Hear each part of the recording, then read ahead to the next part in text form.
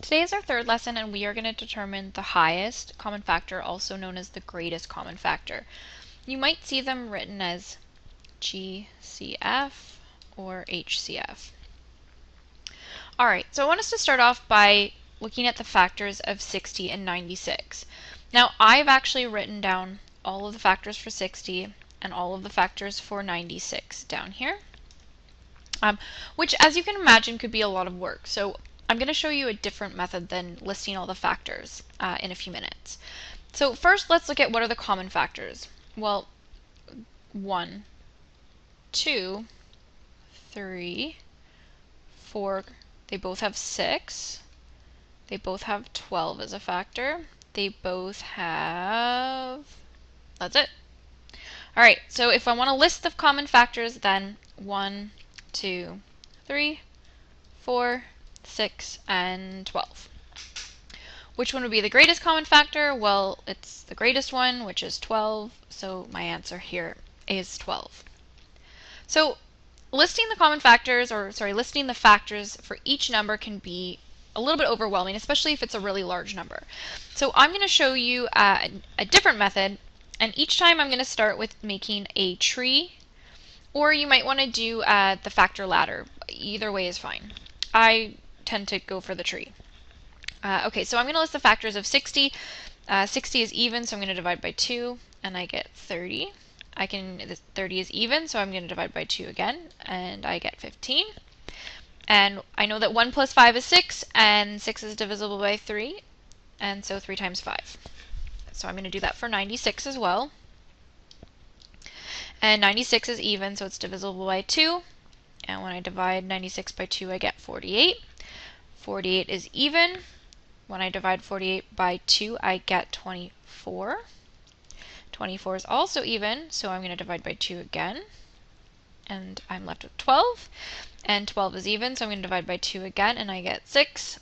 And divide by 2 one more time. Alright, so each time when you're asked to find the greatest common factors, actually I forgot to put greatest here. Find the greatest common factors, I'm going to do a tree first, and then my second step is I'm going to list them. And I'm going to list them in such a way that their factors, when they have them in common, their prime factorization is lined up. It just makes it a little bit easier to do. So I'm going to do 96 first, because I noticed that 96 has 1, 2, 3, 4, 5, 2. So 1, 2, 3, 4, 5 2's, and then it's multiplied by a 3. So 1, 2, 3, 4, 5, and then my last factor there is the 3.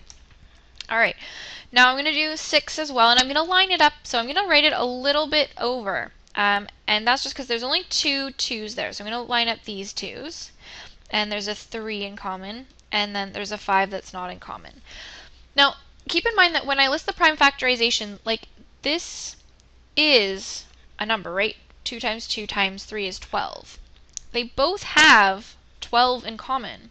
So all I need to do is when I line them up, I look for what they have in common. Well, they have a 2, they have another 2, and they have a 3.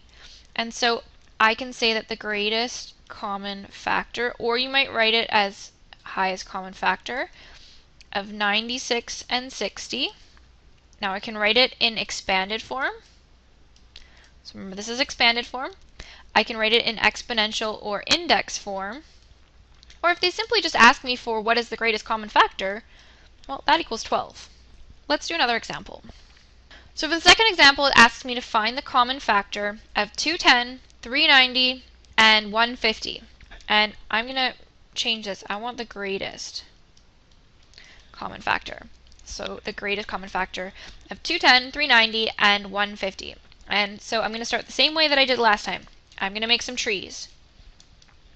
Now, if you don't want to just keep dividing by 10, and if you don't want to keep dividing by 2, you can break this down to 10 and 21, and then I can break 10 down to 2 and 5. 21 breaks down to 3 and 7, and I'm going to do 390 next.